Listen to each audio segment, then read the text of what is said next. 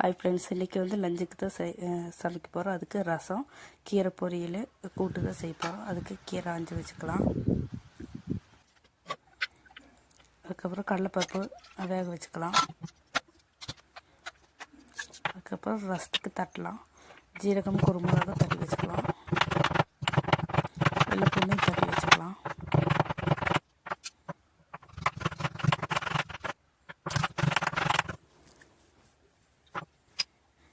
அதுக்கப்புறம் புளி ஊற போட்டுக்கலாம். அதுக்கப்புறம் கூட்டுக்கு ஜீரகம், வெள்ளைப்பூண்டு, தேங்காய் அரைச்சி வச்சுக்கலாம்.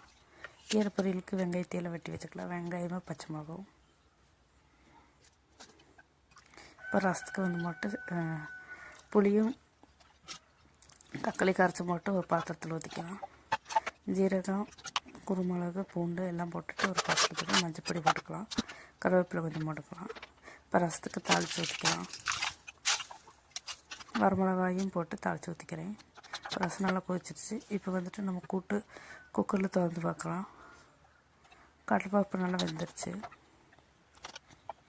இப்போ வந்துட்டு பொடலங்காய் போட்டுக்கலாம். அதில் மஞ்சப்பொடி, மிளகாப்பொடி, உப்பு போட்டு வேக வச்சுக்கலாம். இப்போ கீரைக்கு எண்ணெய் ஊற்றி வெங்காயமும் பச்சை மிளகா கீரையை போட்டுக்கலாம். இப்போ இந்த சைடு அடுப்பில் வந்து மட்டும் பொடலங்காய் கூட்டு ரெடி ஆகிட்டுருக்குது, வெந்துடுச்சு. இப்போ அரைச்சி வச்சு பேஸ்ட்டை ஊற்றிக்கலாம். இப்போ கீரையை நல்லா இறக்கி விட்டுக்கலாம். உப்பு போட்டுக்கலாம். பொடலங்காய் கூட்டுக்கு தாளிச்சிக்கலாம். கொஞ்சம் எண்ணெய் ஊற்றி கடுகு போட்டு கருவேப்பிலை போட்டு தாளித்து ஊற்றிக்கலாம்.